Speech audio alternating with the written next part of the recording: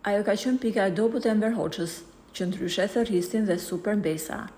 Valbona Hoxha, një nga femrat më të bukura të atyre viteve, njihet edhe si mbesa e preferuar e Enver Hoxhës.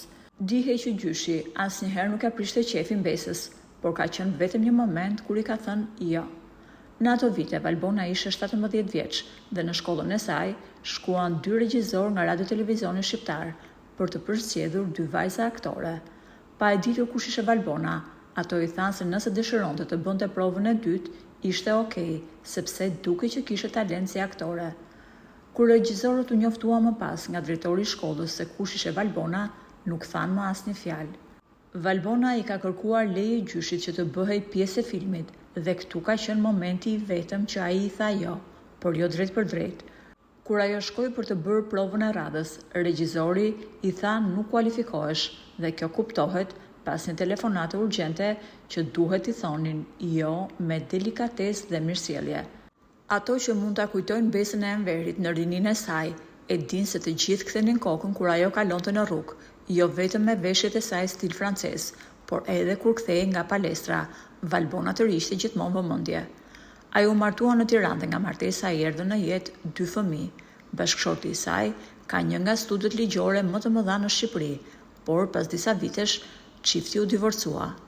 Valbona gjithmonë ka kërkuar nga vetja dhe vendi ku ka shkuar për të jetuar ka qenë Austria. Ky është vendi që jo vetëm e rriti profesionalisht, por i dha edhe titullin doktor.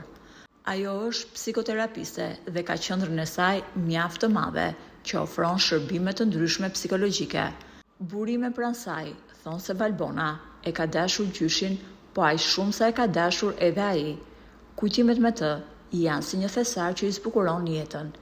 Edhe kur në profilin e saj në rrjetet sociale i komentojnë keq për gjyshin, ajo ka pjekurinë që të mos i përgjigjet asnjë komenti negativ, sepse, siç thotë edhe ajo, nuk ka forë si të mos be dashurinë që kam patur dhe kam për gjyshin tim. Valbona Hoxha, vajza që dikur nuk mundi të bëhet aktore, sepse gjyshin ndërhyri në heshtje, zgjodhi rrugën e dijes, e u kthye në një nga psikoterapistet më të njohura jashtë Shqipërisë. Nëse Valbona nuk do të ishte mbesa e Enverit, a mendoni se mund të kishte qenë një aktore e famshme sot?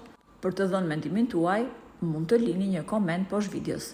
Faleminderit që na ndiqni. Për më shumë lajme interesante, bëjni subscribe kanalit ton të YouTube-it.